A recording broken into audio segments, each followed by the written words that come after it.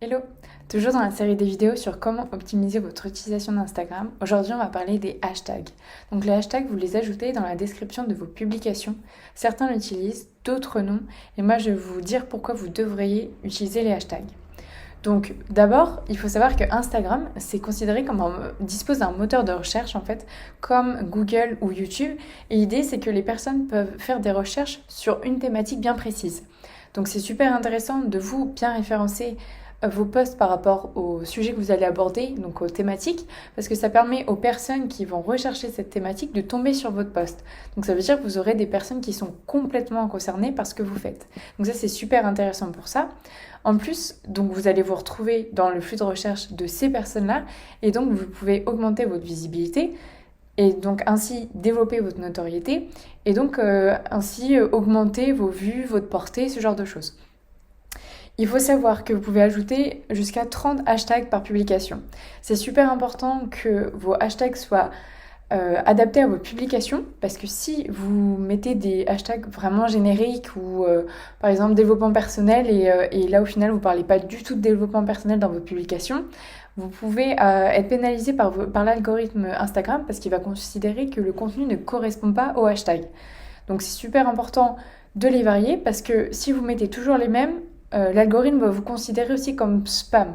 Donc c'est vraiment intéressant de les adapter par rapport à votre contenu. Ensuite, il faut savoir que donc il y a différents types de hashtags qui ont un impact différent.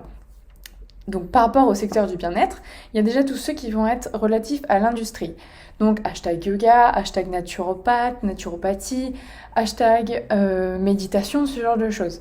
Donc comme vous vous en doutez, c'est des hashtags vachement génériques, donc la concurrence est très forte. En plus, il faut faire attention, c'est que quand le mot est similaire en français et en anglais, vous allez avoir une concurrence qui va être encore plus importante, comme vous aurez la concurrence française et la concurrence anglaise. Donc voilà, c'est super important d'avoir des mots génériques, mais aussi d'avoir des mots vachement plus spécifiques. Donc après, vous avez ceux qui sont considérés de niche, donc justement les plus spécifiques. Donc ça peut être hashtag coach de vie, hashtag yoga en ligne, ce genre de choses. Donc là, vous voyez, c'est un peu plus précis. Ça va être encore plus précis par rapport à votre domaine d'activité. Ensuite, vous avez tous ceux qui sont considérés comme des hashtags de marque. Donc moi, ça pourrait être hashtag développe ton biz. Vous avez aussi tout ce qui est hashtag communautaire, où là, l'idée, c'est de créer un hashtag que vous allez partager avec votre communauté et ainsi, vous allez retrouver les publications que vos abonnés vont faire via ce hashtag-là. Donc, par exemple, Chris Transformer a mis en place il n'y a pas très longtemps un hashtag Vivons positif. Et donc là, l'idée, c'est qu'ils puissent voir les posts de ses abonnés, qu'ils puissent les repartager, que en fait, vous créez encore plus de liens dans votre communauté. Ensuite, il y a aussi les hashtags de localisation qui sont super intéressants, où là, ça va être par exemple yoga Biarritz, naturopathe Lille, ce genre de choses, et ça va permettre encore plus de centraliser et donc là, du coup, de toucher un marché local. Voilà. Vous avez des sites qui permettent d'élaborer en fait une liste de hashtags, comme par exemple allhashtag.com. C'est super intéressant, sauf que là, par contre, faites attention, c'est vraiment une base, étant donné qu'on va vous donner des mots génériques.